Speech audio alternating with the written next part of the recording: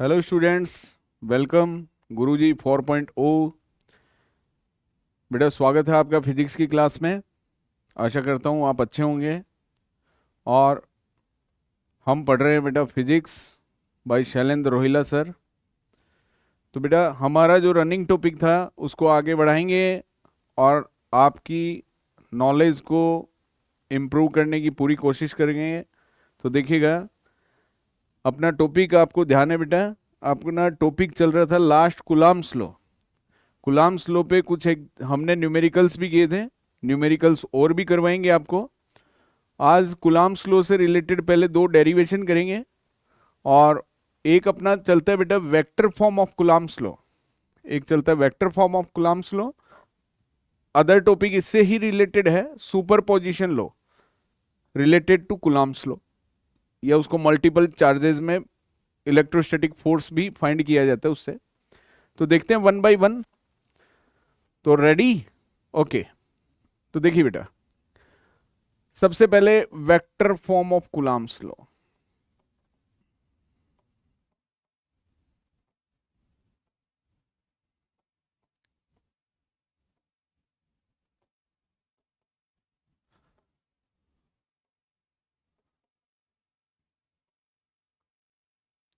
Vector form of Coulomb's law, ठीक है। तो देखिए बेटा, सबसे पहले समरी तो आपको पता है कि इसमें प्रूव करने वाले क्या हैं, किंतु ये एज ए डेरिवेशन की फॉर्म में अपने को समझना है। हम इसमें प्रूव करना चाहते हैं बेटा F12 equal to minus F21, both forces are equal in magnitude and opposite in direction. तो मीनिंग तो हमें पता है, बट हमें ये प्रूव करना है। ये हमारे एनसीईआरटी की डेरिवेशन है। तो इसको प्रूव करते समय हम क्या करें, तो देखते हैं। तो सबसे पहले डायग्राम बनता है बेटा। डेरिवेशन का इंपॉर्टेंट पार्ट क्या है? डायग्राम बनाएंगे और डायग्राम में इक्वेशंस का कैसे एडजस्टमेंट करना है कि फाइनल आंसर तक हम पहुंच जाएं। तो देखिएगा, सबसे पहले हम फ्रेम ऑफ रेफरेंस ले लेते हैं।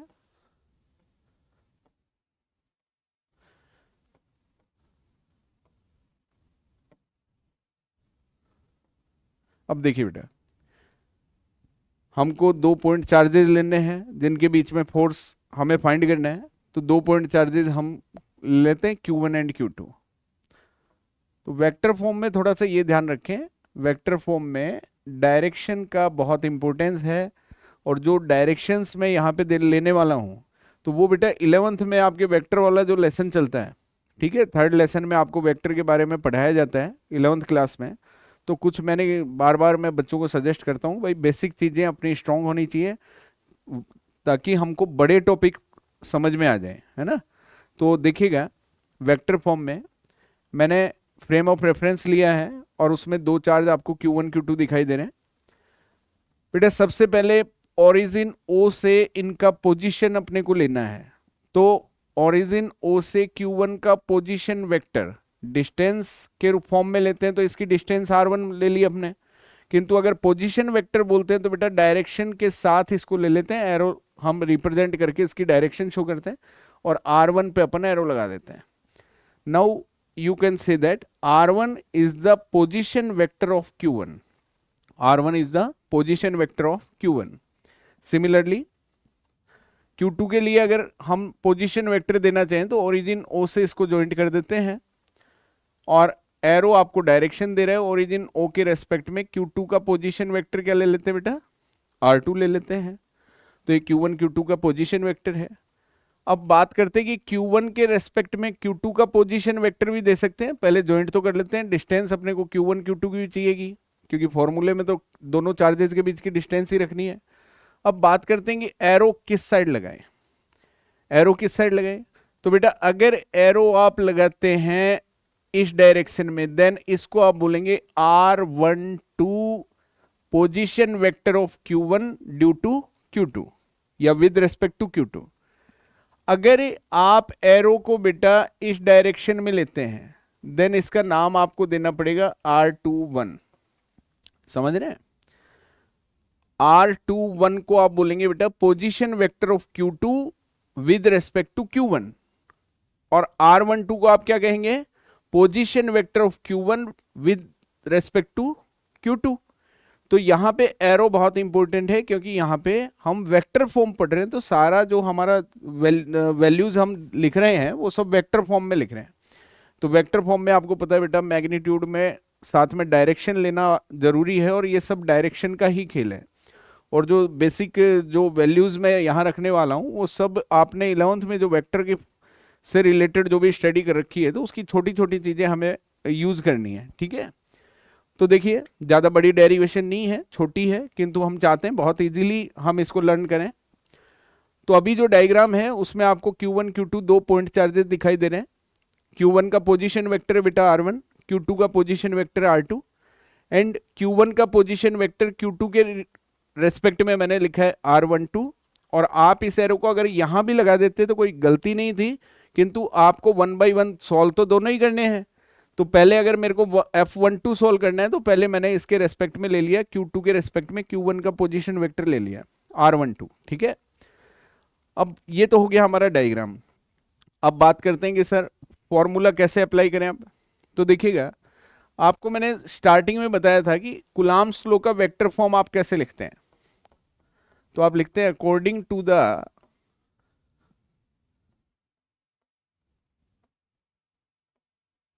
कुलाम्ब्स लॉ, फॉर्मूला अपना है बेटा F इक्वल टू के Q1 Q2 upon R square, और इसके साथ हम लेते हैं यूनिट वेक्टर, ठीक है। ये हमारा क्या है, vector form of Coulomb's law है। अब हमको 1 बाई 1 दोनों फोर्सेस के लिए इसको रिप्रेजेंट करना है। तो पहले F12 आपकी इच्छा है, आप F21 को पहले सोल्व करना चाहते हैं कि F12 को सोल्व करना चाहते हैं, तो पहले लिखा हुआ है सीक्वेंस के हिसाब से F12, पहले F12 को ले लेते हैं। देन सबसे पहले स्टार्टिंग में इन फर्स्ट, तो मैंने ले लिया बेटा F12, ठीक है। इसको आप कह सकते हैं force on Q1 due to Q2, ठीक है। तो अब फॉर्मूला लिखना है अपने को। फॉर्मूला आपके सामने है जिसको आप बेस बनाना चाहते हैं। तो बेटा इसको आप लिख सकते हैं F12 कांस्टेंट के Q1 Q2 as it is, distance आप लिख सकते हैं R12 स्क्वायर। ये सिंबल केवल ये आपको बताना चाह रहे हैं कि R12 का मतलब बेटा 1 और 2 के बीच का distance, distance between Q1 and Q2। Scalar में कोई फर्क नहीं पड़ता, आप R12 लिखें R21 लिखें। अब बात है यूनिट वेक्टर। तो बेटा इस फोर्स की डायरेक्शन में यूनिट वेक्टर अपन ले लेते हैं इसके जैसे ही R12, और यूनिट वेक्टर को कैप लगा के दिखाते हैं अपन, कैप साइन के साथ। मैग्नीट्यूड कितना होता है बेटा यूनिट वेक्टर का, नाम में ही अपने को मैग्नीट्यूड की फीलिंग आ रही होगी। कैप लगते ही यूनिट वेक्टर बन जाते हैं। यूनिट वेक्टर का मैग्नीट्यूड कितना होता है बेटा 1। तो ये हमारा इनिशियल फॉर्मूला है, जो इसको देख के हम लिख सकते हैं। R12 कैप क्या बेटा, फोर्स की डायरेक्शन में यूनिट वेक्टर हमने यूज किया है। अब आप कहेंगे सर फोर्स की डायरेक्शन क्या है। तो आपने कुलाम्ब्स लॉ में पढ़ा था कि जो फोर्स लगता है वो जॉइनिंग लाइन के अलोंग लगता है। जो इलेक्ट्रोस्टैटिक फोर्स है वो कहां लगता है बेटा, दोनों चार्जेस की जो जॉइनिंग लाइन है, जॉइनिंग लाइन के अलोंग लगता है। तो डायग्राम में अपन फोर्स को भी दिखा देते हैं, डायरेक्शन। अब देखिए, किसी चार्ज के आगे कोई साइन नहीं है तो आप कैसा चार्ज मानेंगे, पॉजिटिव के नेगेटिव। ये बात भी हमारे बीच में डिस्कस हुई है कि कोई चार्ज पॉजिटिव है कि नेगेटिव, तो उसके आगे साइन लगा होता है। कोई साइन नहीं है तो पॉजिटिव है। तो अभी फिलहाल हमने डेरिवेशन में दोनों चार्जेस को कैसा रिप्रेजेंट किया है, पॉजिटिव किया है। तो बेटा पॉजिटिव पॉजिटिव को क्या करेगा, रिपेल करेगा कि नहीं। पॉजिटिव चार्ज को क्या करेगा बेटा, रिपेल। तो Q1 Q2 को रिपेल करेगा और Q2 Q1 को रिपेल करेगा। तो इनकी जॉइनिंग लाइन के अलोंग Q2 Q1 को रिपेल करेगा इस डायरेक्शन में, और Q1 Q2 को रिपेल करेगा बेटा इस डायरेक्शन में। एम आई राइट। ये जो डायरेक्शन है ये किस फोर्स की डायरेक्शन है बेटा, F12 की। Q2 ने Q1 पे जो अप्लाई किया वो इस डायरेक्शन में किया है, और ये जो एरो है बेटा ये डायरेक्शन है F21 की, जो 1 ने 2 पे अप्लाई किया है, ठीक है, ये फोर्स की डायरेक्शन है। तो ये फोर्स की डायरेक्शन में यूनिट वेक्टर मैंने लिया है। अब जैसा कि मैंने कहा कि कुछ बेसिक चीजें हमें यहां यूज करनी है, तो आप जानते हैं बेटा, since unit vector equal to vector upon magnitude of vector, what is the formula of unit vector? Unit vector is equal to the vector upon magnitude of a vector. Then we can write k q1 q2 upon r12 square r12 vector upon r12 vector upon magnitude of vector. आप देख पा रहे हो बेटा यहां पे power 2 है, यहां पे 1 है, तो अपन इनको कंबाइंड करके क्या लिख सकते हैं, k q1 q2 upon r12 power 3 and r12, right. Unit vector का आपने फॉर्मूला अप्लाई कर दिया, पावर आपने r12 को एक जगह करके पावर इसका 3 ले लिया हमने। नेक्स्ट स्टेप देखिएगा,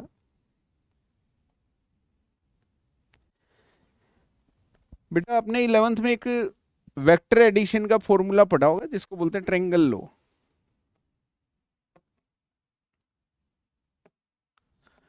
triangle law of vector addition. Triangle law क्या था, अगर आपकी कोई ट्रायंगल की दो सक्सेसिव साइड सेम ऑर्डर में दो वेक्टर को रिप्रेजेंट करती हैं, देन अपोजिट डायरेक्शन में जो थर्ड साइड होती है या जो क्लोजिंग साइड होती है वो अपोजिट ऑर्डर में रिजल्टेंट वेक्टर को रिप्रेजेंट करती है, और इसका वैल्यू बेटा दोनों वेक्टर के सम के इक्वल होता है। जो फॉर्मूला आप देख रहे हैं ये 11th क्लास में पढ़ा जाता है और इसको बोलते हैं vector addition according to triangle law. तो ट्रायंगल लॉ में जो रिजल्टेंट वेक्टर होता है वो थर्ड साइड अपोजिट ऑर्डर में जो आपको दिखाई दे रही है वो रिजल्टेंट वेक्टर है, और उसका वैल्यू दिए गए दोनों वेक्टर के सम के इक्वल होता है। अब इस ट्रायंगल लॉ से मुझे करना क्या है, इस ट्रायंगल लॉ से मुझे बेटा r12 वेक्टर का वैल्यू लेके आना है, ठीक है। तो लगा के देखते हैं, यहां पे एक ट्रायंगल आपको दिखाई दे रहा है, आप अपोजिट डायरेक्शन वाले वेक्टर को ढूंढें, जो अपोजिट डायरेक्शन में वेक्टर है बेटा वही रिजल्टेंट वेक्टर है और उसका वैल्यू बाकी दो वेक्टर के सम के इक्वल है। तो आप देख पा रहे होंगे फिलहाल जो डायग्राम, अगर इस एरो को आप कंसीडर करते हैं, क्योंकि इसको आप कंसीडर करेंगे तो रिजल्टेंट वेक्टर अलग होगा, अगर आप इस एरो को कंसीडर करते हैं तो रिजल्टेंट वेक्टर अलग है। तो आप देख पा रहे हैं कि r2 और r12 तो सेम डायरेक्शन में है, तो अपोजिट डायरेक्शन में कौन है बेटा, r1, then r1 will be resultant vector.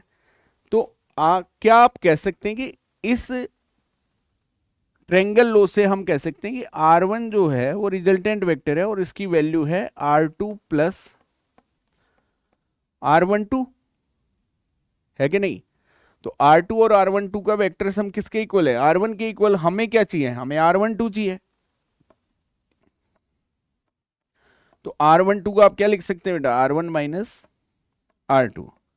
तो जो वैल्यू मैं लिख रहा हूं वो वैल्यू कहां से आ रही है बेटा, ट्रायंगल लॉ से आ रही है। कब पढ़ते हैं, 11th में पढ़ते हैं, ठीक है। 11th में ये ट्रायंगल लॉ पढ़ाया जाता है, किंतु मैंने एक्सप्लेन करके बताया आपको।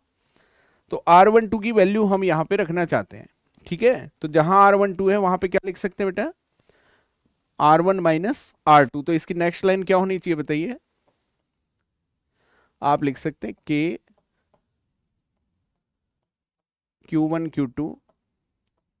आपको पता है बेटा मैग्नीट्यूड को आप इस साइन में भी लिख सकते हैं, तो r12 को आपने लिख दिया r1 माइनस r2, पावर अपनी चल रही है 3 और ऊपर अपना चल रहा है vector r1 minus r2, right.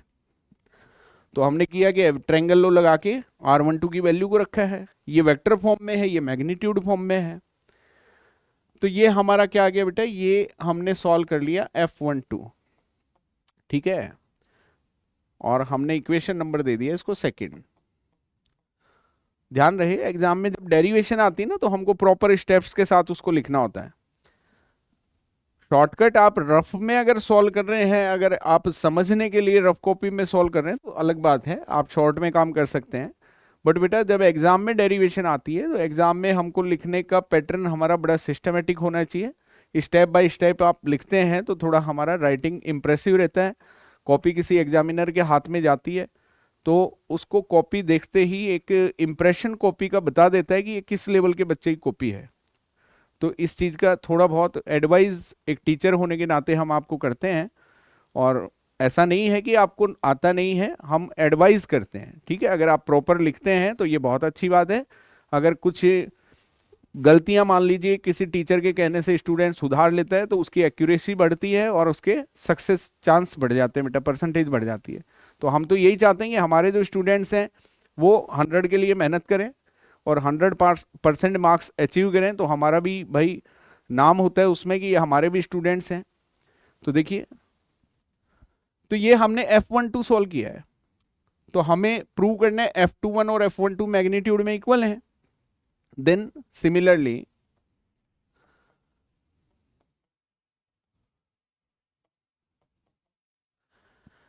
अब हमें सॉल्व करना है बेटा सेकेंड फोर्स F21। ठीक है, तो F21 को आप क्या कह सकते हैं, force on Q2 due to Q1।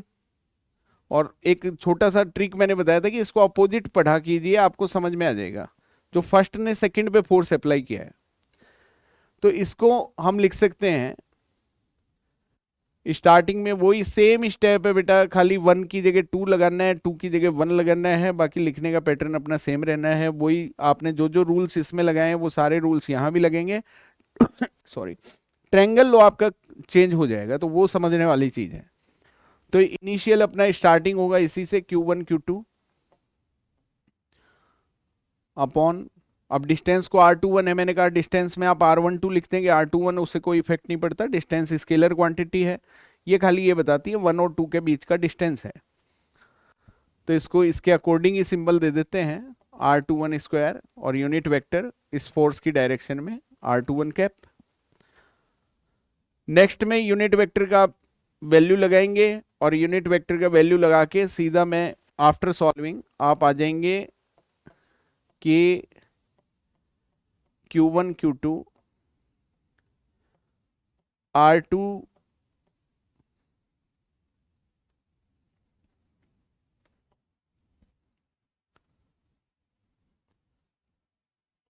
देखिएगा, मैं सीधा फाइनल स्टेप लिख रहा था, एक स्टेप एक्स्ट्रा लिख देते हैं।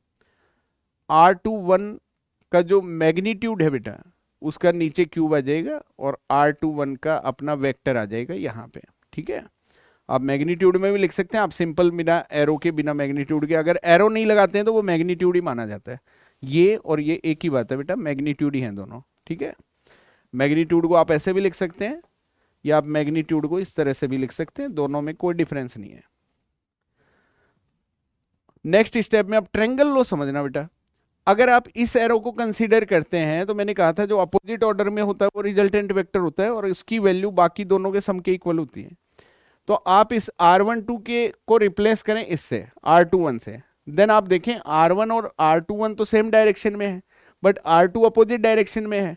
तो जो अपोजिट डायरेक्शन में वो रिजल्टेंट वेक्टर है, तो R2 यहां पर रिजल्टेंट है। देन R2 का वैल्यू, रिजल्टेंट का वैल्यू क्या होगा बेटा, दोनों वेक्टर के सम के बराबर होगा, तो R21 और R1 के सम के बराबर है। हमें चाहिए क्या, R21, then R21 equal to R2 minus R1। तो ये वैल्यू आप रखेंगे तो आपका वैल्यू आ जाएगा बेटा K Q1 Q2 R2 minus R1 power 3 R2 minus R1, equation third. ठीक है, तो आपने सोल्व किया बेटा F12, आपने सोल्व किया F21। देन आप देखें कि मैग्नीट्यूड में दोनों फोर्स क्या हैं, इक्वल हैं। जो वैल्यू आप F12 में पा रहे हैं वही वैल्यू आप किस में पा रहे हैं बेटा, F21 में पा रहे हैं। तो यहां पे वेक्टर फॉर्म कहना क्या चाहती है? वेक्टर फॉर्म यही कहना चाहती है कि दोनों फोर्स मैग्नीट्यूड में इक्वल हैं, डायरेक्शन में अपोजिट हैं। तो आप बोलेंगे यहां पे कैसे समझे इस चीज को?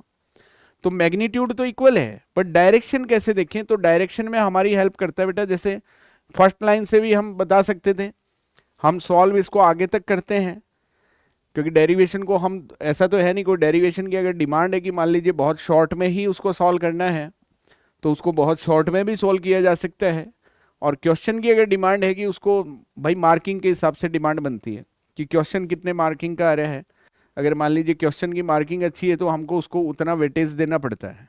ठीक है, तो देखिएगा मैंने तो इसको पूरा एक्सप्लेन किया, बाकी इसमें डायरेक्शन की जो बात है, क्योंकि वेक्टर फॉर्म है तो बात तो डायरेक्शन की है, तो डायरेक्शन की जो बात है तो समझिएगा आप पहले तो इस फॉर्मूले में यूनिट वेक्टर के अलावा इस पे देखें, K q one q two upon are square, K q one q two upon are square, तो मैग्नीट्यूड तो यहीं से डिसाइड हो रहा है, तो मैग्नीट्यूड तो इक्वल है।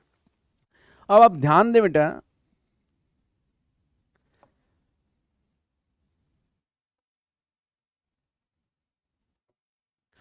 ध्यान दें कि ये जो यूनिट वेक्टर आपने लिया है, ये जो यूनिट वेक्टर आपने लिया है r12 कैप, बेटा ये किसकी डायरेक्शन में? f12 की डायरेक्शन में यूनिट वेक्टर है, तो f12 आपका इस साइड जा रहा है तो इसका यूनिट वेक्टर इधर जा रहा है।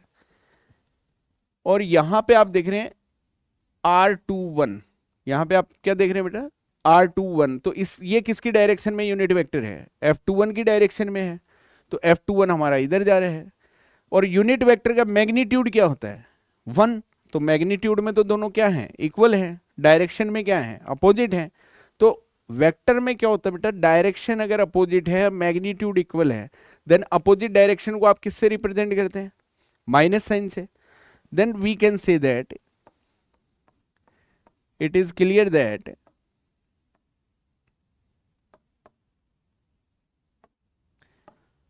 R12 minus R21, therefore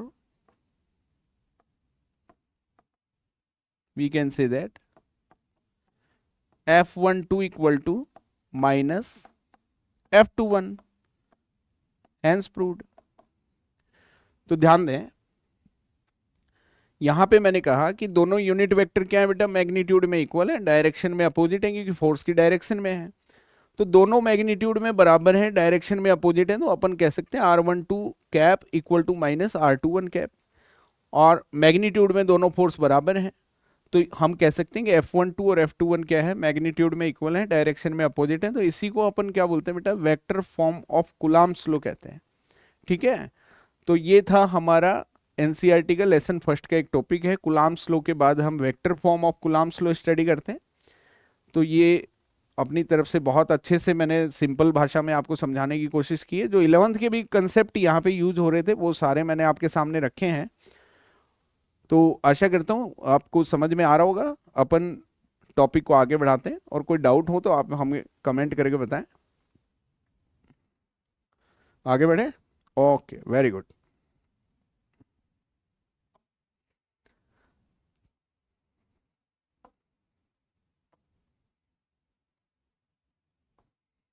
देखिए बेटा, इसी से रिलेटेड एक टॉपिक अपने चलता है, सुपरपोजिशन प्रिंसिपल।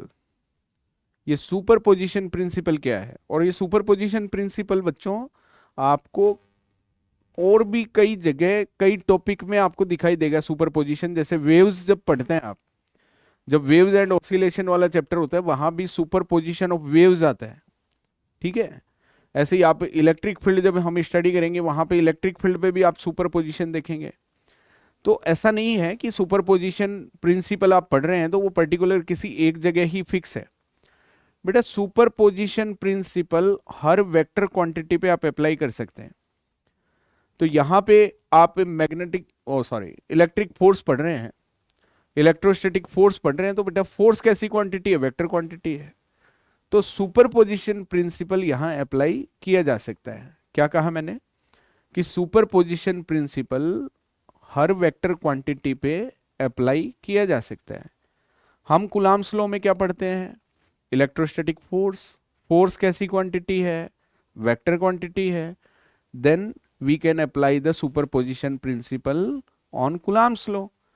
तो Coulomb's law पे हम सुपरपोजिशन को स्टडी करते हैं, और सुपरपोजिशन का एक जनरल मीनिंग ये है कि आप रिजल्टेंट वेक्टर जब फाइंड करते हैं तो वो दिए गए वेक्टर्स का वेक्टर सम होता है। पहले मैं आपको एक रफली लैंग्वेज के साथ एक रफ डायग्राम के साथ इसको समझाते हैं, फिर प्रॉपर अपनी बुक्स में कैसे दे रखा है उस पर डिस्कस करते हैं। देखो बेटा, कूलम्ब्स लॉ में कर क्या सकते हैं, कूलम्ब्स लॉ में दो चार्जेस के बीच का फोर्स निकाल सकते हैं। ठीक है, डिस्टेंस इसकी मैं ले लेता हूं आर। वेक्टर फॉर्म में अगर आप लिखेंगे, ये इसकी डायरेक्शन है फोर्स की F12, और ये इसकी डायरेक्शन है बेटा F21। आपको मैंने बताया कि जॉइनिंग लाइन के अलोंग फोर्स की डायरेक्शन होती है, दोनों फोर्स मैग्नीट्यूड में तो बराबर ही होते हैं ना। F12 F21 equal to K Q1 Q2 upon R square. ठीक है, अब देखिएगा, दो चार्जेज हैं जब तक तो फोर्स इससे हम निकाल सकते हैं, दो चार्जेज हैं जब तक तो हम इससे फोर्स निकाल सकते हैं। अब बात है कि सर मल्टीपल चार्जेज हैं, दो से ज्यादा चार्ज हैं। अपने सुपरपोजिशन को पता है टॉपिक में, अपने बुक में क्या लिख रखा है, फोर्स बिटवीन मल्टीपल चार्जेस। तो मल्टीपल चार्जेज का मतलब क्या है, मल्टीपल चार्जेज का मतलब जैसे मान लीजिए मैं एक सिस्टम ले लेता हूं, मैंने यहां पे लिखा Q1 Q2 Q3 Q4 Q5, मैंने यहां पे 5 चार्ज ले लिए।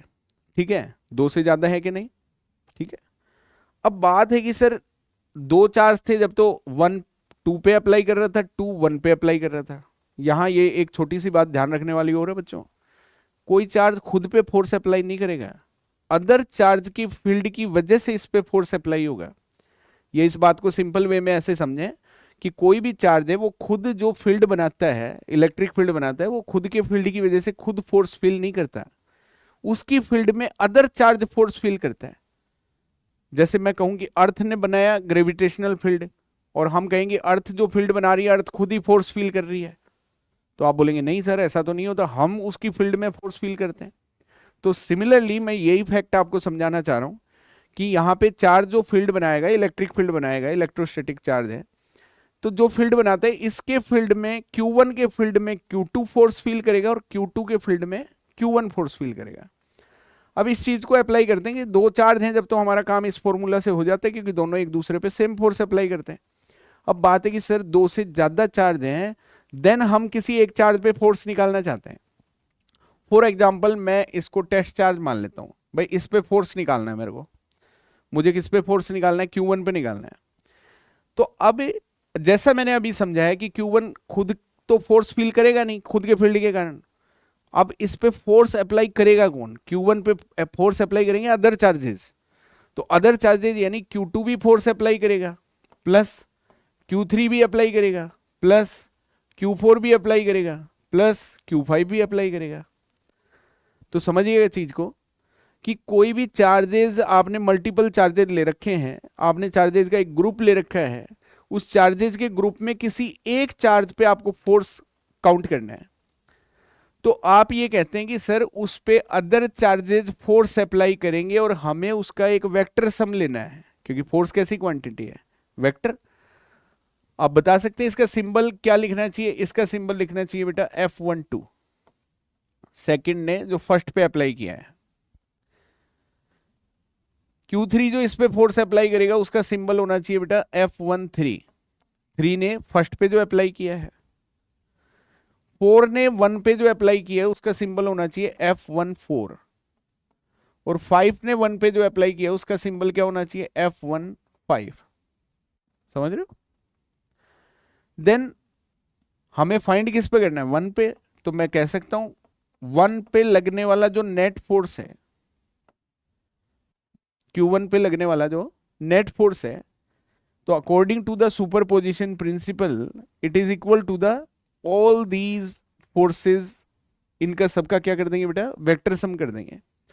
तो vector sum of all these forces F12 plus F13 plus F14 plus F15, और भी चार्जेज होते हैं उनको भी अपन प्लस कर देते हैं इधर। तो वेक्टर क्वांटिटी जब भी ऐड होती है बेटा आप क्या यूज करते हैं, वेक्टर सम वर्ड यूज करते हैं। तो अब ये जो लाइन आप देख रहे हैं ना बेटा, फाइनल लाइन, यही सुपरपोजिशन प्रिंसिपल का मीनिंग है। यही क्या है, सुपरपोजिशन प्रिंसिपल का मीनिंग है। देन इसकी लैंग्वेज आप क्या बना सकते हैं, इसकी लैंग्वेज आप ये बना सकते हैं कि जो हमारा चार्जेस का कोई मल्टीपल चार्जेस का सिस्टम है, consider a system of multiple charges and we can find the net force on any charge among the charges. हमें क्या करना है, इन चार्जेस में किसी एक चार्ज पे टोटल फोर्स या नेट फोर्स फाइंड करना है। Then it is equal to the vector sum of all forces applied by other charges on that charge. यानी बाकी के जितने भी चार्जेज हैं उन्होंने उस चार्ज पे जो भी फोर्स अप्लाई किए हैं उन सबका वेक्टर सम अगर कर दिया जाए तो हमारे पास उस चार्ज पे लगने वाला नेट फोर्स आ जाएगा। ये जो चीज है ये मैंने थोड़ा सा रफली आपको एक्सप्लेन की है, क्योंकि इसी चीज को आप जब डेरिवेशन का रूप देके सॉल्व करने के बैठते हैं तो बेटा वहां पे वो चीजें थोड़ा डायग्राम प्रॉपर बनाना पड़ता है।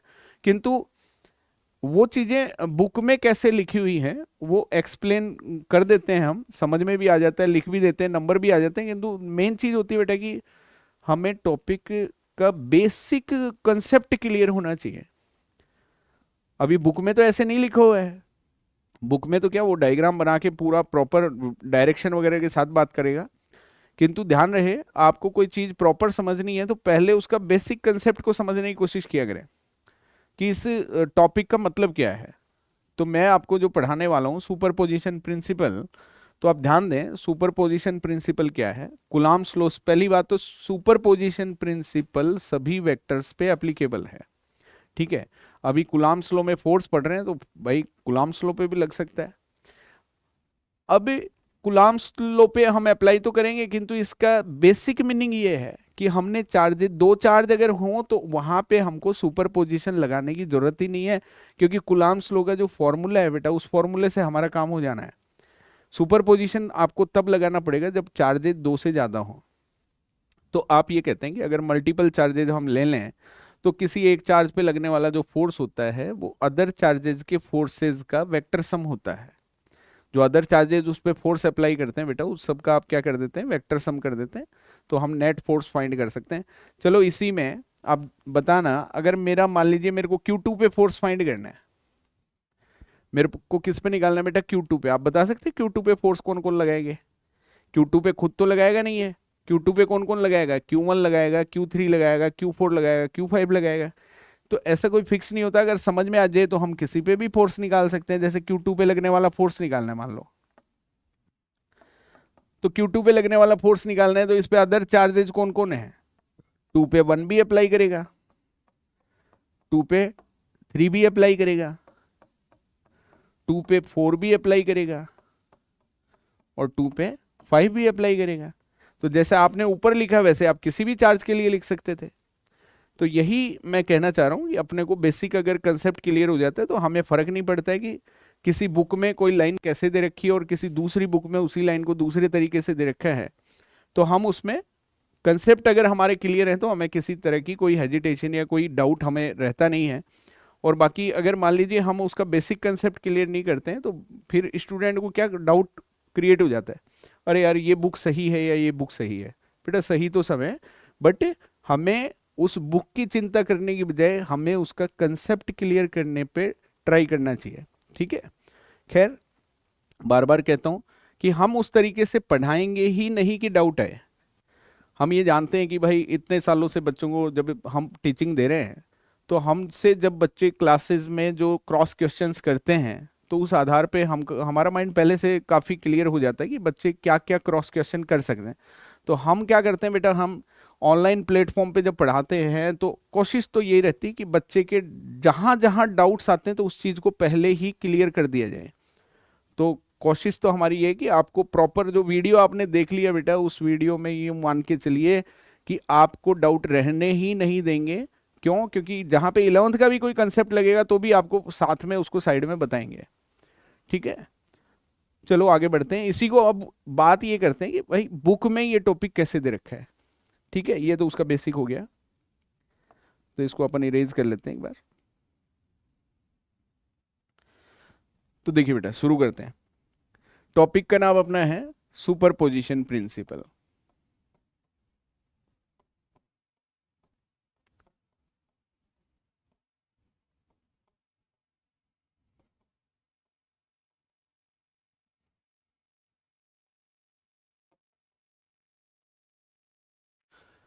Related to Coulomb's law.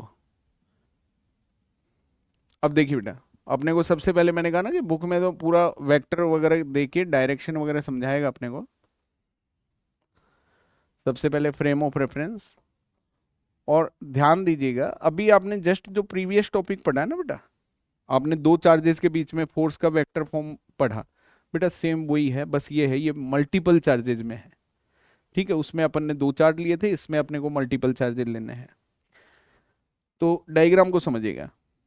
सबसे पहले चार्जेस का ग्रुप लेना है, तो मेरे को सिस्टम ऑफ चार्जेस जो मैंने लिया, तो मैंने चार्जेस मान लीजिए मैंने ले लिए Q0 1 2, क्योंकि टेस्ट चार्ज को जनरली हम क्या करते हैं बेटा, Q0 से दिखाते हैं।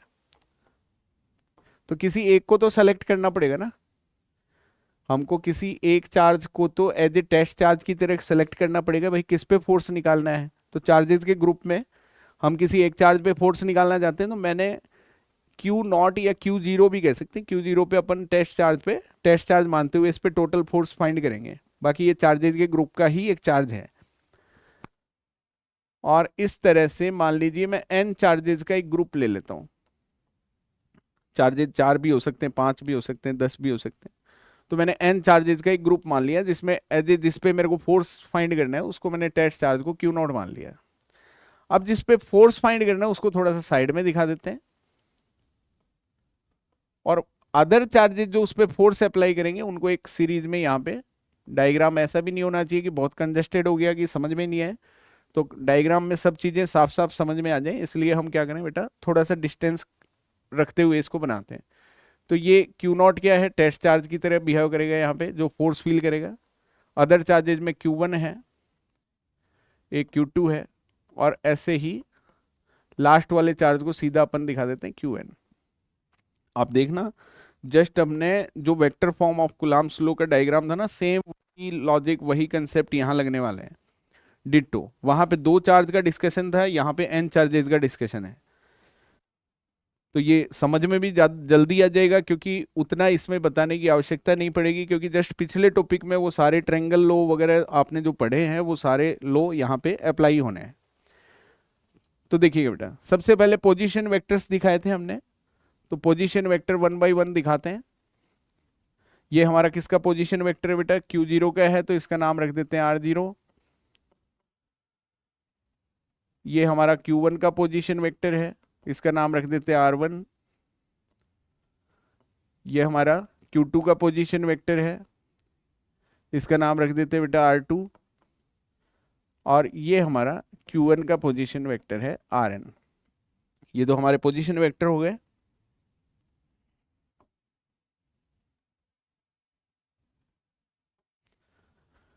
आगे तो देखिए बेटा, इसके बाद हमें क्या करना है, इसके बाद हमें इन्हें ज्वाइंट करना है, क्योंकि फोर्स तो यही अप्लाई करेंगे ना। तो ज्वाइंट जब फोर्स निकालेंगे तो दोनों चार्जेस के बीच की हमें डिस्टेंस चाहिए।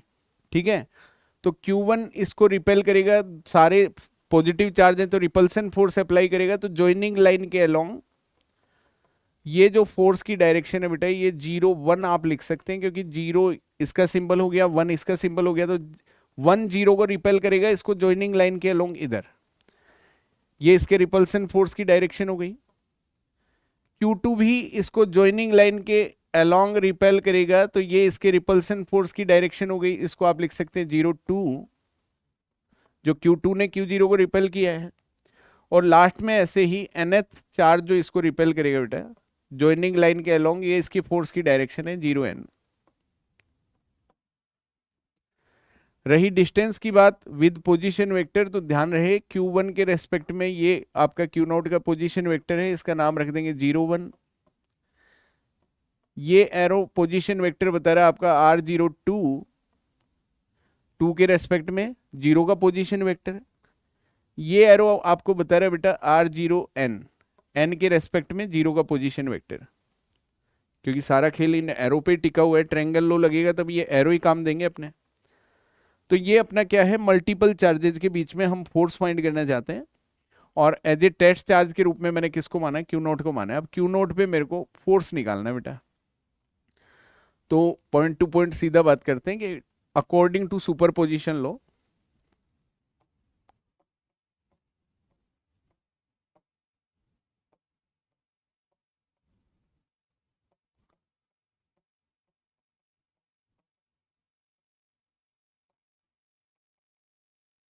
According to the superposition law, तो मैंने आपको जैसे समझाया, लैंग्वेज मैंने एक्सप्लेन की है आपको, नोट्स में आपको लैंग्वेज मिल जाएगी।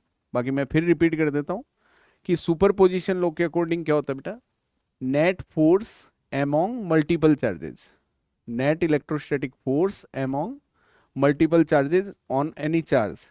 तो हमें किसी भी चार्ज पे क्या निकालना है, मल्टीपल चार्जेस के ग्रुप में किसी एक चार्ज पे नेट फोर्स फाइंड करना है। Then this net force is equal to the vector sum of forces applied by other charges on that charge. तो इस पे Q1 पे जो जो ये अदर चार्जेस फोर्स अप्लाई कर रहे हैं ना, उन सबका वेक्टर सम करेंगे। फोर्स कौन कौन अप्लाई करेगा, Q1 भी करेगा बेटा, Q2 भी करेगा और Qn भी करेगा। ठीक है, ये सब चार्जेस क्या कर रहे हैं, इस पे फोर्स अप्लाई कर रहे हैं, उन सबका वेक्टर सम करना है। तो क्या आप लिख सकते हैं बेटा कि Q नोट पे लगने वाला जो नेट फोर्स है उसका आप लिख सकते हैं 0.1, 0.2 और लास्ट वाला क्या है बेटा 0n। सबका वेक्टर सम कर दिया। अब सेम वही 3 स्टेप्स जो आपने लगाई थी लास्ट डेरिवेशन में। सबसे पहले वेक्टर फॉर्म, तो वेक्टर फॉर्म आपने लिखी थी KQ1 Q2, ये तो जनरल फॉर्मूला है, अभी आप देखना लिखेंगे आप R² और एक यूनिट वेक्टर साथ में। सेकंड आपको लगाना है यूनिट वेक्टर का formula, this is vector upon magnitude of vector, and एक फॉर्मूला और ट्रायंगल और आपको लगाना है। ये 3 बेसिक स्टेप हैं जो इस डेरिवेशन में लगती हैं। हाँ, 2 स्टेप आप 2 डेरिवेशन आप स्टडी कर रहे हैं, और दोनों में बेटा ये 3 मेन स्टेप हैं जो बच्चे को आनी चाहिए, और बहुत इजी तरीका है। ट्रायंगल लो में भी सॉल्व करने का टेक्निक तो आपने देखा ही, किंतु बहुत इजी एक टेक्निक है। अगर डायग्राम आपका सही है तो बेटा इसमें जैसे मान लीजिए आपके पास 0.1 आता है, आपको इनकी वैल्यू ट्रायंगल लो से रखनी है। तो अगर आपके पास 0.1 आता है, देन आप इसको आफ्टर सॉल्विंग वैल्यू ही ऐसी आएंगी कि आप लिखेंगे R0 - R1। ऐसे ही मान लीजिए आपके पास R02 की वैल्यू रखनी है, तो आप रख सकते हैं R0 - R2। अभी सॉल्व करके दिखाते हैं आपको। और ऐसे ही मान लीजिए आपको कहीं पे R0n रखना है, तो आप रखेंगे बेटा R0 - Rn। ठीक है, थोड़ा सॉल्व करके दिखाते हैं आपको कैसे आता है ये तो डायरेक्ट याद करने का है कि अगर आप रखते हैं, क्योंकि जब डेरिवेशन हम एग्जाम में करते हैं ना, तो इतना टाइम नहीं होता कि हम ट्रायंगल बना बना के चेक करेंगे। तो हम जब सॉल्व करते हैं तो तभी ये सीखना होता है कि R01 को R0 - R1 कैसे लिख सकते हैं, R02 को R0 - R2 कैसे लिख सकते हैं।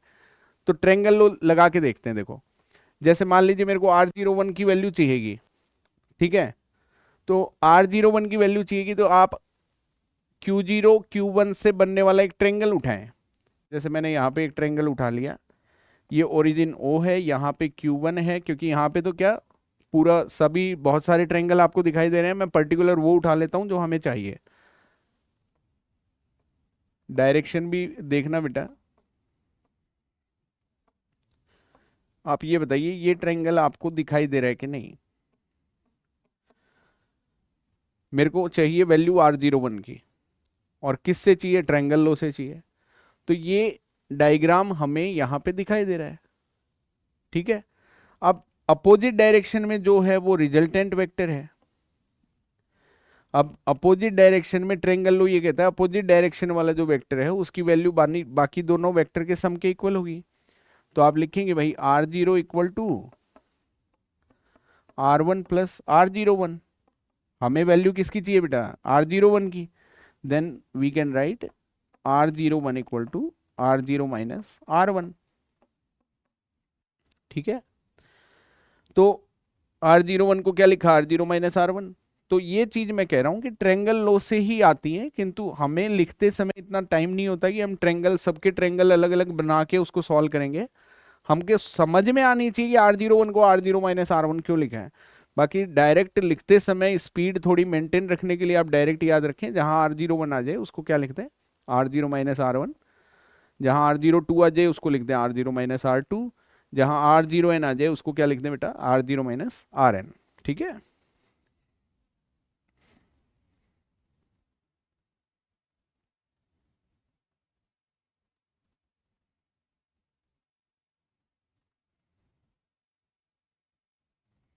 देखिएगा,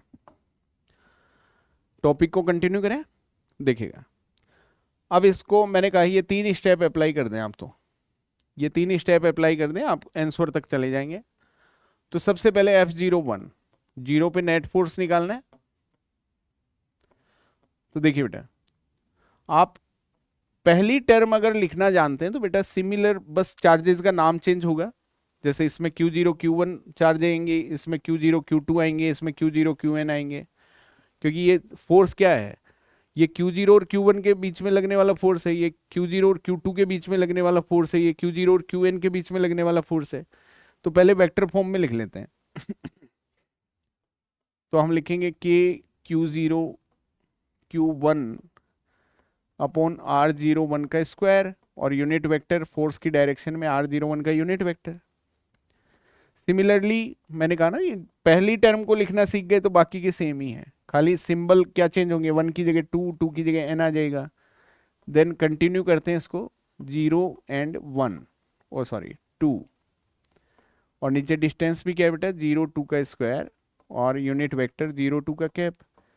देन सो ऑन के Q0 Qn R0n का स्क्वायर R0n का कैप। फर्स्ट स्टेप अप्लाई कर दी।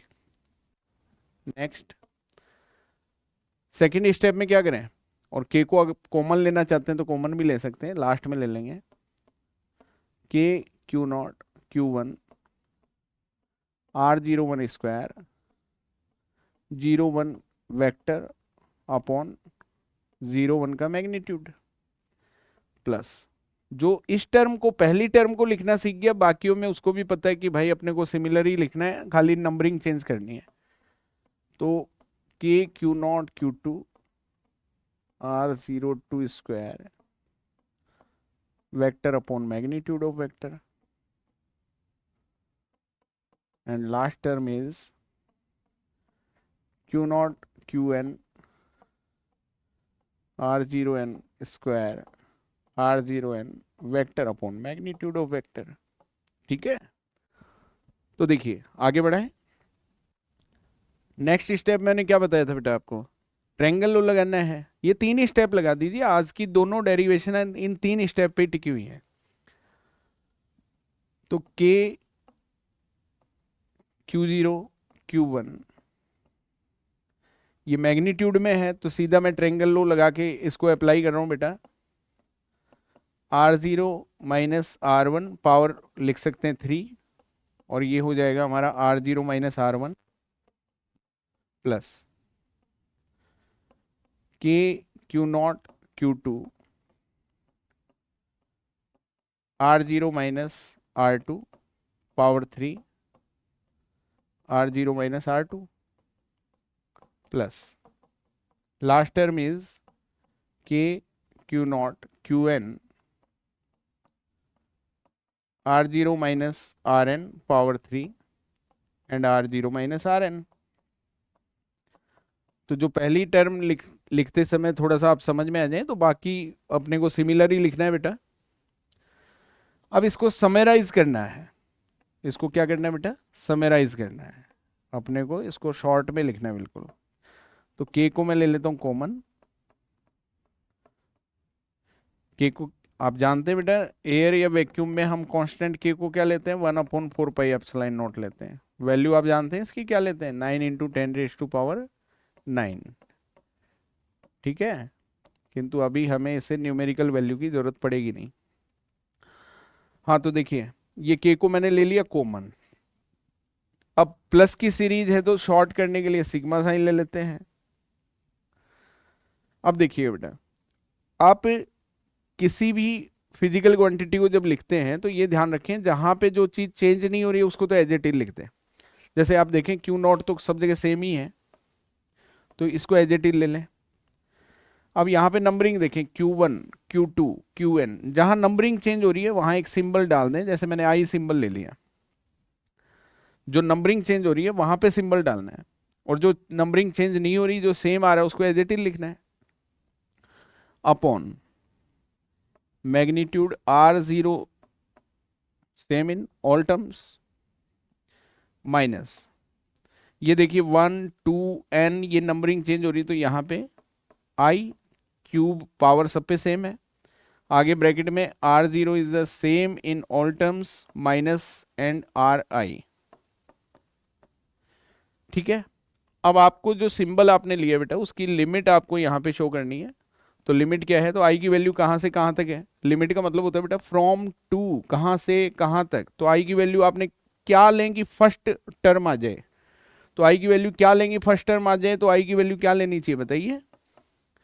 आई की वैल्यू हमें क्या लेनी चाहिए 1। एंड आई की वैल्यू क्या लें कि फाइनल टर्म आ जाए। मैंने बोला ना लिमिट का मतलब क्या है, फ्रॉम टू, कहाँ से कहाँ तक। तो आई की स्टार्टिंग करेंगे 1 से, एंड आई की स्टार्टिंग कहाँ पे खत्म होनी चाहिए, ये फाइनल वैल्यू इज n। तो i की जगह 1 से लेके n तक वैल्यू रखेंगे तो ऊपर वाली सीरीज आ जाएगी हमारी। तो ये हमारा क्या है, इसका एक शॉर्ट फॉर्म कह सकते हैं आप। तो इस तरह से हम क्या करते हैं बेटा, इसको सुपरपोजिशन फॉर्मूले को सॉल्व करते हैं। सुपरपोजिशन क्या है, सुपरपोजिशन से हम किसी वेक्टर का रिजल्टेंट वैल्यू फाइंड कर सकते हैं जो अदर वेक्टर्स के वेक्टर सम के इक्वल है।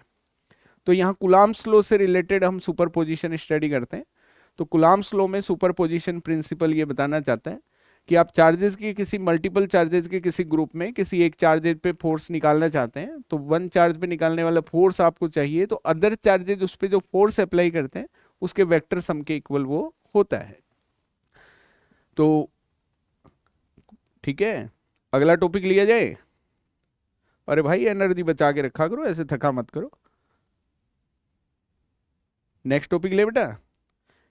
तो देखिए दो डेरिवेशन, अपना कुलाम्स लॉ धीरे धीरे एंडिंग पोजीशन पे जा रहा है। हमने कुलाम्स लॉ पढ़ा, कुलाम्स लॉ पे न्यूमेरिकल्स फाइंड हमने सॉल्व किए। कुलाम्स लॉ पे वेक्टर फॉर्म की डेरिवेशन हमारी हो गई है। कुलाम्स लॉ पे सुपरपोजिशन प्रिंसिपल हमने सॉल्व कर लिया है। और इस पे एक दो न्यूमेरिकल और हमारे बचे हुए हैं, तो वो और न्यूमेरिकल हम देख लेते हैं। ठीक है, और उसके बाद फिर नया टॉपिक अपन लेते हैं नेक्स्ट क्लास में। तो देखिए बेटा, तो मैं भी जानता हूँ बच्चे क्या करते हैं जब लंबी क्लास लेते हैं, तो वो कई बार उनको भी वो कहते हैं सर बड़ी थकान सी हो रही है, थोड़ा रेस्ट कर लेते हैं। तो खैर क्लास को अपन ज़्यादा लंबी नहीं कर रहे हैं, आपको एक दो छोटे छोटे इंपॉर्टेंट क्वेश्चन बताने हैं। तो देखिए बेटा, क्योंकि हम चाहते हैं नेक्स्ट वीडियो में आप एक नए टेस्ट के साथ नया वीडियो देखें। देखिए बेटा 1.6 1.6 जो क्वेश्चन है, तो इसमें क्या कर रखा है, दो 4 पॉइंट चार्जेस है बेटा, 4 पॉइंट चार्जेस।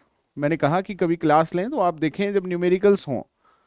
बाकी सब तो ठीक है, न्यूमेरिकल भी आपको दिखाई दे रहा है, किंतु फिर भी अगर कोई वर्ड आपको ठीक से नहीं दिख रहा तो एनसीईआरटी एक बुक जरूर अपने पास रखें आप, कि कौन से सवाल पर डिस्कस हो रही है। रफ कॉपी पेन भी रखा करो साथ में, कि कहीं कुछ न्यूमेरिकल अपने को सर से पहले। इंटेलिजेंट बच्चे तो क्या करते हैं बेटा, जब पढ़ाते हैं तो बच्चे क्वेश्चन लिखते ही कई बच्चे तो कहते हैं सर इसका आंसर ही आएगा। तो हमें बड़ी खुशी होती है, उसमें बच्चे का इंटरेस्ट दिखाई देता है कि बच्चा टीचर से यानी उसमें जानने की इच्छा है। तो एक टीचर को बड़ी खुशी होती है जब टीचर के सॉल्व करने से पहले ही बच्चा सॉल्व करके आंसर बता देता है। ठीक है, चलो देखते हैं। 1.6 4 point charges QA QB QC and QD are located at the corners of a square ABCD of side 10 centimeter. What is the force on a charge of 1 microcoulomb placed at the center of a square? ये question ये कहना चाहता है कि एक square है। क्या बेटा, एक स्क्वायर है,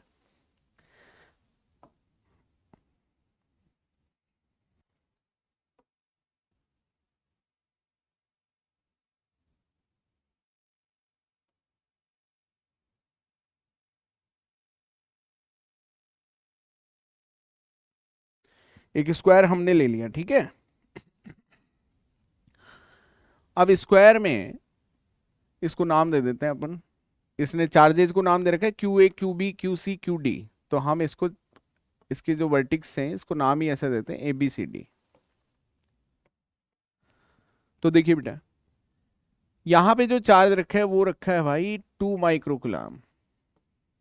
यहां पे ए पे जो चार्ज है उसका नाम क्या है बेटा, 2 माइक्रोकुलाम। बी पे जो चार्ज है वो है -5 माइक्रोकुलाम। सी पे जो चार्ज है वो 2 माइक्रोकुलाम है। एंड डी पे जो चार्ज है वो -5 माइक्रोकुलाम है। अब ये कह रहा है कि जो स्क्वायर है ए बी सी डी, इसकी साइड दे रखी है, इसको नाराज नहीं करते हैं, लिख लेते हैं एसआई यूनिट में 0.1 metre. What is the force, हमें तो फोर्स से मतलब है। What is the force on a charge of 1 microcoulomb placed at the centre of square. तो बेटे इसके हमको क्या करना है, सेंटर पे एक चार्ज रखा हुआ है जिसकी वैल्यू 1 माइक्रोकुलाम, उस पे फोर्स निकालना है, नेट फोर्स। आपको नहीं लगता सुपरपोजिशन लगने वाला है अभी? तो बेटा इसके सेंटर पे हमको एक चार्ज रखना है। तो सेंटर को मैं ओ मान लेता हूं और यहां पे चार्ज रखा है 1 माइक्रोकुलाम। आप देख पा रहे हैं 5 के आगे माइनस लगा हुआ है, बाकी तीनों चार्जेस के आगे प्लस साइन है, यानी कोई भी साइन नहीं है तो प्लस साइन है। तो ये तीनों पॉजिटिव चार्ज है बेटा और ये दोनों नेगेटिव चार्ज है, ठीक है। अब आप फोर्स किस पे निकालना चाहते हैं, सेंटर वाले चार्ज पे। ये आपका टेस्ट चार्ज है। तो आप सुपरपोजिशन जब अप्लाई करेंगे, और इनकी डिस्टेंस को मैं आर मान लेता हूं एक बार, क्योंकि फोर्स आपको निकालना है तो चार्जेस के बीच की डिस्टेंस भी चाहिए। तो देखिए बेटा, आपको ये 1 माइक्रोकुलाम पे हमको नेट फोर्स निकालना है। तो 1 माइक्रोकुलाम पे आप बता सकते हैं कि सेंटर ओ पे जो चार्ज है, अकॉर्डिंग टू सुपरपोजिशन, जो ओ पे जो चार्ज है वो अदर चार्जेस का सबका जो फोर्स अप्लाई कर रहे हैं अदर चार्जेस, उनके वेक्टर सम के इक्वल होगा। तो ओ वाले पे कौन कौन अप्लाई कर रहा है, ओ पे ए अप्लाई कर रहा है, ओ पे बी अप्लाई कर रहा है, ओ पे सी अप्लाई कर रहा है, और ओ पे डी अप्लाई कर रहा है कि नहीं? सुपरपोजिशन प्रिंसिपल के अकॉर्डिंग ही लिखा है, जस्ट अभी पढ़ा है हमने। तो देखिए बेटा, पहले फोर्स की डायरेक्शन, फोर्स की डायरेक्शन। तो यहां पे देखिएगा, पहले मैं बात करता हूं कि ए पे जो चार्ज है उसने ओ पे कितना फोर्स अप्लाई किया और किस डायरेक्शन में किया है। तो बेटा ये पॉजिटिव चार्ज है और ये भी पॉजिटिव चार्ज है, तो पॉजिटिव पॉजिटिव को रिपेल करेगा कि नहीं? तो जॉइनिंग लाइन के अलोंग करेगा। तो जॉइनिंग लाइन के अलोंग ये इसके रिपल्सन फोर्स की डायरेक्शन है, और इसका नाम मैं रख देता हूं एफ ओ ए। ओ पर ए ने जो लगाया। सिमिलरली इसके जस्ट अपोजिट डायरेक्शन में आपको यहां पे भी सी पे भी एक चार्ज दिखाई दे रहा है और वो सेम ही है। अब ये भी पॉजिटिव है, ये भी पॉजिटिव है, तो ये सी वाला जो है ये ओ पर जो फोर्स अप्लाई करेगा, ये पॉजिटिव ये पॉजिटिव, तो पॉजिटिव को पॉजिटिव क्या करेगा, रिपेल करेगा। तो ये जो डायरेक्शन आप एरो देख रहे हैं बेटा, ये किस फोर्स की डायरेक्शन है, ओ पे सी ने जो अप्लाई किया है, ठीक है। सेम इनका भी देख लेते हैं, बी और डी वालों का। ये पॉजिटिव चार्ज है, ये नेगेटिव, तो बेटा नेगेटिव पॉजिटिव को अट्रैक्ट करेगा, ज्वाइनिंग लाइन के अलोंग करेगा। तो ये ज्वाइनिंग लाइन है, तो ज्वाइनिंग लाइन के अलोंग ये एरो मैं दिखा के इसकी डायरेक्शन दिखा रहा हूं, ये डायरेक्शन है एफ ओ बी की। ये डायरेक्शन किसकी बेटा, एफ ओ बी की। बी पे जो नेगेटिव चार्ज है उसने सेंटर वाले को जो अट्रैक्शन फोर्स लगाया है वो इस ज्वाइनिंग लाइन के अलोंग इस डायरेक्शन में लगाया है। अब बच कौन गया बेटा, डी वाला बच गया कि नहीं? अब डी वाला भी नेगेटिव है, डी वाला चार्ज नेगेटिव है और सेंटर वाला पॉजिटिव है। तो नेगेटिव पॉजिटिव को क्या करेगा, अट्रैक्ट करेगा, ज्वाइनिंग लाइन के अलोंग इस डायरेक्शन में करेगा। तो इसका एरो आएगा बेटा इस डायरेक्शन में। इसका नाम रख देता हूं मैं ओ डी, ठीक है। तो आप देख पा रहे हैं कि एक लाइन में ऐसे दो फोर्स आ रहे हैं बेटा जो अपोजिट डायरेक्शन में वर्क कर रहे हैं। आप F O C F O ए को देखें तो ये अपोजिट डायरेक्शन में है, F O B F O D ये भी अपोजिट डायरेक्शन में है, और ये चार फोर्स ही हैं जो सेंटर पे जो चार्ज 1 माइक्रोकुलाम है उस पर अप्लाई हो रहे हैं। बेटा कोई भी दो चार्जेस के बीच की डिस्टेंस बराबर है, डिस्टेंस बराबर है। तो आप देखें मैग्नीट्यूड में कौन किसके बराबर है। फॉर्मूला आप देखें, मैग्नीट्यूड चेक करना है तो आप इससे चेक करके देखें, के Q1 Q2 upon are square. आप इससे मैग्नीट्यूड चेक करके देखें तो आप देखेंगे जो अपोजिट डायरेक्शन में फोर्स अप्लाई हो रहे हैं, FOC एंड FOA, तो बेटा ये मैग्नीट्यूड में तो बराबर है, डायरेक्शन में अपोजिट है, क्योंकि आप के Q1 Q2 upon are square चाहे इस पे लगा दें चाहे इस पे लगा दें, मैग्नीट्यूड में दोनों इक्वल आएंगे और डायरेक्शन में क्या आएंगे, opposite. Then it these are cancel to each other.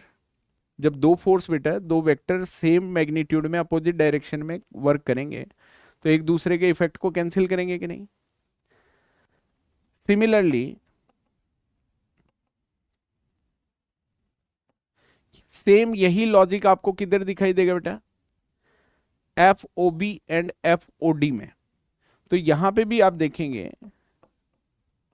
FOB and FOD जो फोर्सेज हैं मैग्नीट्यूड में क्या आएंगे बेटा, इक्वल आएंगे, और डायरेक्शन में क्या आएंगे, अपोजिट। डायरेक्शन तो आपको दिखाई दे रही, दोनों अपोजिट है, और मैग्नीट्यूड आप के Q1 Q2 upon are square से चेक करें कि दोनों में मैग्नीट्यूड तो सेम ही आएगा, दोनों चार्जेस इक्वल रहेंगे, डिस्टेंस इक्वल रहेगी, कांस्टेंट इक्वल है ही। तो ये भी एक दूसरे के इफेक्ट को क्या कर देंगे बेटा, कैंसिल कर देंगे। जैसे मान लीजिए मैं इस पे सेम फोर्स अप्लाई करता हूँ, चाहे मैं इसको एक्सटेंड करने में सेम फोर्स अप्लाई करूँ या कंप्रेस करने में लगाऊं, तो जब इसकी पोजीशन तो चेंज नहीं हो रही ना। अगर मैं इसको बराबर फोर्स लगा के खींच रहा हूँ तो इसकी पोजीशन चेंज हो रही है क्या, बताइए, नहीं हो रही। क्यों, क्योंकि इस फोर्स को ये फोर्स कैंसिल कर रहा है।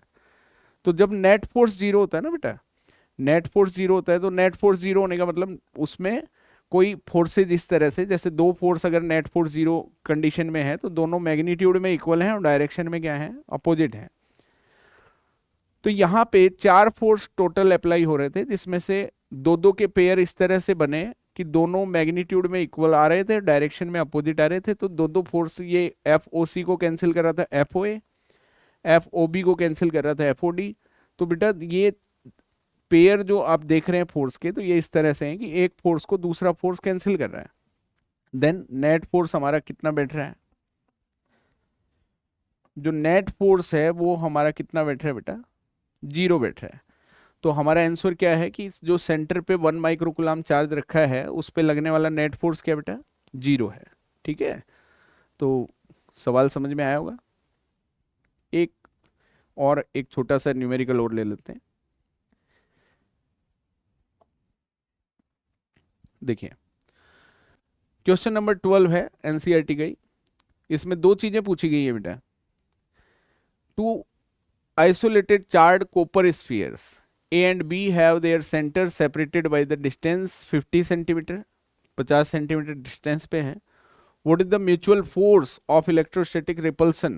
क्योंकि ये सेम फोर्स अप्लाई करने वाला है, repulsion same charge, the charge on each is 6.5 into 10⁻⁻⁷ गुलाम। इसने पता है रिपल्सन वर्ड दिया ना बेटा, रिपल्सन कब लगेगा, जब चार्ज क्या होंगे, सेम होंगे। तो वो चीज आपको यहाँ दिखाई दे रही होगी, the charge on each is 6.5 into 10⁻⁻⁷ गुलाम। तो चार्ज अगर सेम है, आइडेंटिकल हो गए एक तरह से, सेम चार्जेस क्या होते हैं बेटा, रिपेल होंगे, तो इसलिए रिपल्सन फोर्स इसने वर्ड यूज किया। बट यहाँ पे चार्जेस हमको दे दिए, डिस्टेंस हमको दे दिए, हमको पूछा गया फोर्स। हमको क्या पूछा गया बेटा, फोर्स। आगे भी कुछ कह रहा है, the radius of A and B are negligible compare to the distance of separation. आप जो सेपरेशन डिस्टेंस है उसके कंपैरिजन में रेडियस को आप नेग्लेक्ट माने। क्यों कह रहा है बताते हैं। देखो बेटा पहले तो एक रफ डायग्राम से समझाने की कोशिश करते हैं। ये अपना QA है एंड QB है। अब डिस्टेंस ये कह रहा है कि डिस्टेंस जो है वो कितनी है, 50 सेंटीमीटर है, जिसको आप क्या कह सकते हैं, 0.5 मीटर। अब ये कह रहा है कि रेडियस को आप क्या माने, नेग्लिजिबल माने। वो इसलिए क्योंकि जो डिस्टेंस है वो सेंटर ऑफ मास से काउंट होती है। रियल में जो डिस्टेंस होती है वो कहाँ से काउंट होती है बेटा, सेंटर ऑफ मास से। तो अगर रेडियस को आप नेग्लिजिबल मान रहे हैं तो ये डिस्टेंस जो आपको दे रखी है ना उसी को आप डिस्टेंस माने। तो क्वेश्चन की लैंग्वेज की मीनिंग ये है। तो रेड हमको डिस्टेंस दे रखी है 0.5 मीटर, क्योंकि 50 सेंटीमीटर को एसआई में कन्वर्ट कर लिया। अब बात है कि दोनों चार्जेस को ये कह रहा है कि बराबर ही हैं, तो QA और QB इक्वली हैं। 6.5 इंटू 10⁻⁻7 कूलम। तो हमको क्या पूछ रहा है बेटा, पहली चीज, दो क्वेश्चन में डिमांड कर रहे हैं दो चीजों की। एक तो वो फोर्स पूछ रहा है बेटा, एक तो क्या पूछ रहा है, फोर्स पूछ रहा है। सेकंड वो कह रहा है कि what is the force of repulsion if each sphere is charged double the above amount. जो आपको अमाउंट दे रखे उस चार्ज को आप डबल कर दीजिए, and the distance between them is half, distance को हाफ कर दीजिए। तो अकॉर्डिंग टू द क्वेश्चन अपने को चार्जेस को तो करना है डबल, जैसे QA डैश मान लेता हूं मैं, तो इसको मैं 2QA ले लूंगा बेटा, या इसको जो भी चार्ज है उसका डबल कर देंगे, QB डैश चार्जेस का अमाउंट बदल जाएगा डबल करते ही। आप ये कह सकते हैं कि जो चार्ज आप ले रहे थे आपको उसका क्या करना है, डबल करना है। एंड डिस्टेंस क्या कर रहा है बेटा, जो डिस्टेंस है उसको वो कर रहा है हाफ, यानी जहां पे आप 50 सेंटीमीटर ले रहे हैं या 0.5 मीटर ले रहे हैं, वहां पे आपको 0.25 मीटर लेना है। ठीक है। देन वो न्यू फोर्स पूछना चाह रहे हैं कि कितना होगा। दो तरीके हैं, या तो आप कूलाम्स लॉ में सीधी वैल्यू अप्लाई कर दें तो आपका फोर्स आ जाएगा, या पहले वाले से लिंक करके भी कर सकते हैं। तो देखिएगा, सबसे पहले पहले वाले को आप करेंगे, तो पहले वाले को सॉल्व करेंगे तो बेटा कूलाम्स लॉ का फॉर्मूला हमको लिखना है K Q1 Q2 upon R²। Constant K की वैल्यू आप जानते हैं बेटा, कांस्टेंट K की वैल्यू होती है 9 इंटू 10⁻⁹। बार बार मैं इसीलिए लिखता हूं ताकि आपके बार बार सामने आएगा, याद होनी चाहिए, क्योंकि कांस्टेंट की वैल्यू नहीं पता होगी तो हमें पूरा क्वेश्चन आता है बेटा, हम बिल्कुल जीरो पे आ जाएंगे, हम क्वेश्चन ही अटेंड नहीं कर पाएंगे। तो देखिए, K की वैल्यू रख दी हमने 9 इंटू 10⁻⁹। Q1 Q2 की वैल्यू है हमारे पास 6.5 इंटू 10⁻⁻7। Q2 भी हमारा सेम ही है, 6.5 इंटू 10⁻⁻7। R की वैल्यू इनिशियल कंडीशन में कितनी लेनी है बेटा, 0.5, और स्क्वायर है इसलिए 0.5 का स्क्वायर हमने कर दिया।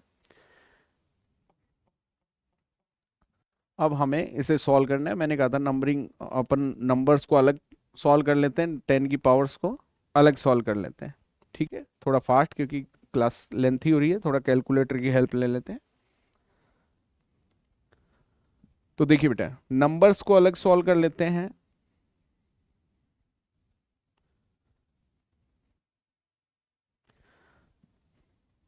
तो अपना ये ऊपर वाला जो नंबर है बेटा 380.25, और 0.5 अपना कितना हो गया बेटा, 0.25 इंटू 10 की पावर देखिए, -7 -7 -14 है, +9 है, तो कितना बच गया बेटा, -5। ठीक है, एंड यहां पे इसको सॉल्व कर लेते हैं। 380.25 divide by 0.25 is equal to 1521 into 10⁻⁻5 newton. ठीक है, एंड वी कैन राइट, बेटा इसको साइंटिफिक फॉर्म में लिखें, या स्टैंडर्ड फॉर्म भी कहते हैं। स्टैंडर्ड फॉर्म क्या है, सुनिए, बड़े काम की चीज है बेटा। स्टैंडर्ड फॉर्म है, किसी भी नंबर को आप क्या लिखें, a इंटू 10⁻⁵ के रूप में लिखें, और 10 के मल्टीप्लाई में जो नंबर आप लिखें वो बिटवीन 1 to 10 लिखें। समझिएगा स्टैंडर्ड फॉर्म किसे बोलते हैं। आंसर आने के बाद कोशिश करें कि आप आंसर स्टैंडर्ड फॉर्म में देखें आए। स्टैंडर्ड फॉर्म क्या होती है बेटा, कि a इंटू 10⁻⁵ की फॉर्म में लिखना है, b यहाँ 10 की पावर है, और a जो 10 के मल्टीप्लाई में जो डिजिट है वो बिटवीन 1 to 10 रखनी है। तो यहाँ पे 1521 आ रहा है, तो इसको 1 to 10 के बीच में रखने के लिए, और वैल्यू भी चेंज नहीं होनी चाहिए, केवल फॉर्म चेंज करनी है। तो मैं इसको लिख सकता हूँ बेटा 1.521 इंटू 10⁻3। आप एक लाइन बढ़ा के इसलिए लिखिए ताकि आपके प्रॉपर समझ में आ जाए। तो देखिएगा, आपको 10 के मल्टीप्लाई वाली वैल्यू को क्या बनाना है, एक से 10 के बीच में बनाना है, 1 to 10 के बिटवीन बनाना है। तो नंबर में मैंने कहा केवल फॉर्म चेंज करनी है, वैल्यू चेंज नहीं करनी। तो 1521 इसको मैं लिख सकता हूँ 1.521 इंटू 10 रेज़ टू